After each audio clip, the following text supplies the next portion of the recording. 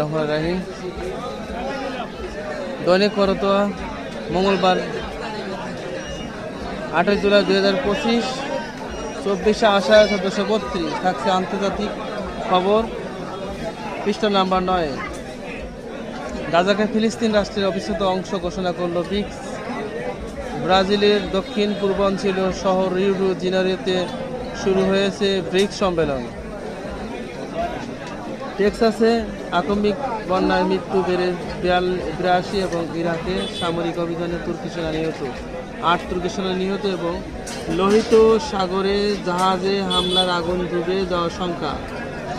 অজগরে পেটে পাওয়া গেল নিখোঁজ কৃষক। রাতে 9 ঘন্টা করে ঘুমিয়ে 13 লাখ টাকা পুরস্কার। এবং ইসরায়েলের হুতিদের পাল্টা ক্ষেপণাস্ত্র হামলা।